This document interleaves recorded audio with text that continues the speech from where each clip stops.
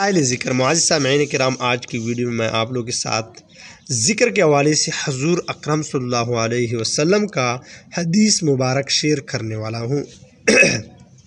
تمام اہل مسلمہ سے یہ درخواست کرتا ہوں کہ اس کو توجہ کے ساتھ سنیے، کیونکہ اس سے سننے اور دیکھنے میں کافی زیادہ کامیابی ہے۔ نحمدہ و نصلی علی رسولہ الکریم، اما بعد فاعوذ باللہ من الشیطان الرجیم، بسم اللہ الرحمن الرحیم۔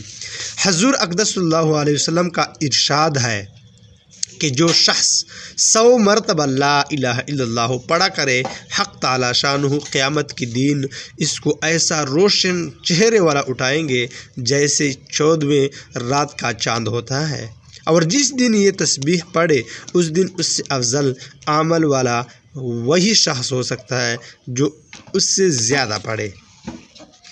فائدے میں لکھا ہے، متعدد آیات و روایات سے یہ مضمون ثابت ہوتا ہے کہ لا الہ الا اللہ دل کے لیے بھی نور ہے اور چہرے کے لیے بھی نور ہے، اور یہ تو مشاہدہ بھی ہے کہ جن اکابر کا اس کلمہ کی کثرت معمول ہے ان کا چہرہ دنیا ہی میں نورانی ہوتا ہے۔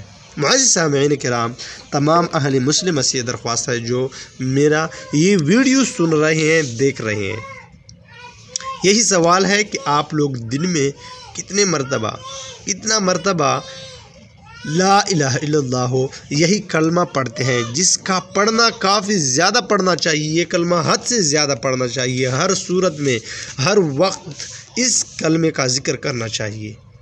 دن میں 100 مرتبہ تو کیا 1000 مرتبہ سے زیادہ پڑھنا چاہیے، لیکن ہم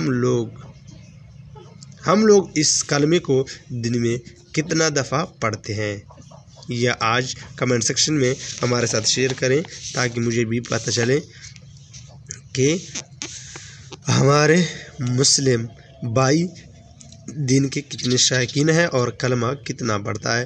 تو معزز سامعین کرام، لا الہ الا اللہ کثرت سے پڑھا کریں، اس کا ذکر زیادہ کریں۔ وآخر دعوانا ان الحمد للہ رب العالمین۔